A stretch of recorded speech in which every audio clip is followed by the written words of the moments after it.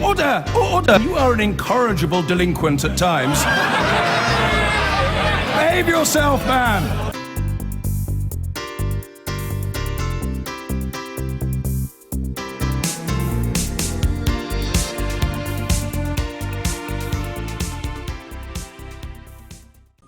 Well, Theresa May's statement on fracking today made clear she saw it as part of her pledge to govern for everybody, not just a privileged few.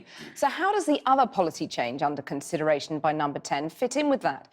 The PM is considering lifting the ban on grammar schools imposed by Tony Blair's government 18 years ago.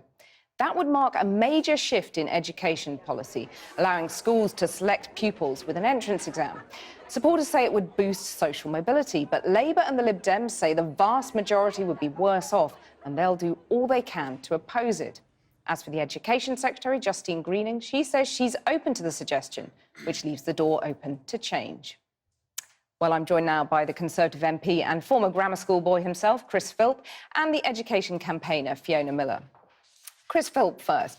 Theresa May stood on the steps of Number 10 just a few weeks ago and said, and I quote, she was driven not by the interests of the privileged few, but she was on a mission to make Britain a country that works for everyone.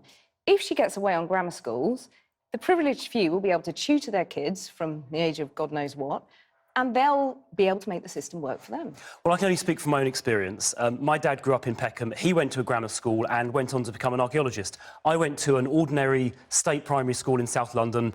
I made it to a grammar school and got to Oxford and now Parliament. That's Peckham to Parliament in 2 generations. I think that we do need to make sure the widest possible range of people do get access, but actually creating more schools will help that happen. There should be positive outreach to make sure that those from the most disadvantaged backgrounds do benefit, as well as the ones who get tuition, as you said. Well, Fiona Miller, let's put that trajectory that Chris has described from Peckham to Parliament is the most meritocratic solution, potentially. Well, the trouble is that anecdotal stories of individual cases do not make for good policy. There's always been examples of people who come from underprivileged backgrounds who got to the grammars, but the evidence from the 1950s and 60s and today is that generally they educate a more privileged intake. As Michael Wilshaw, the Chief Inspector of Schools, said, they're stuffed full of middle-class kids. And therefore, I think Theresa May's claim that her government will be not for the privileged few is absolutely a nonsense, because grammar schools exist for the privileged few. Well, Chris, let's put some of that data to you. I mean, the FT data, they did a whole analysis of this. Poor kids were less likely to score very highly at GCSEs in grammar school areas. So the comprehensive schools end up suffering. Well, I think we need to do more to make sure kids from disadvantaged backgrounds do go to grammar schools. When children from those backgrounds get into grammar schools, all the studies show they spectacularly outperform what they would otherwise do.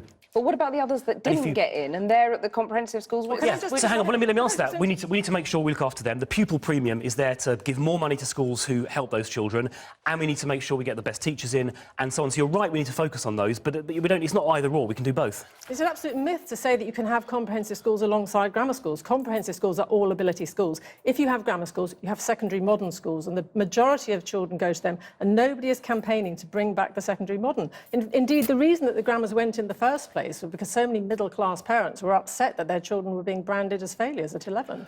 Well, to be clear, we're not proposing the wholesale reintroduction of the 1944 Butler Act. All I think that's being proposed is to allow schools, if they choose to start selecting, or new schools that set up to do the same. So we're not talking about a return to the 1960s. There's no such thing as a little bit of selection. Once you start having selection, the other schools in the area suffer. And it's internationally proven the best system for all children to achieve well is an all-ability comprehensive school. Well, look, I mean, so we have a social mobility problem in this country. Social mobility was higher in the 50s and 60s and 70s when we had grammar schools. It's gone down now. Not because it is a disgrace that 70% of judges, over half of FTSE 100 chief executives and leading journalists were privately educated. And the grammar school system, if done properly with outreach, which is important, is an opportunity to fix that. We have just another fact. In 1959, 9% of pupils got 5 O-levels. 9%, that's not social mobility. Now it's around 60%. Comprehensives may not be perfect, but they have delivered opportunities to many children who didn't get them before under grammar schools. Why not let 1,000 flowers bloom? You've got free schools, have some more grammar schools, you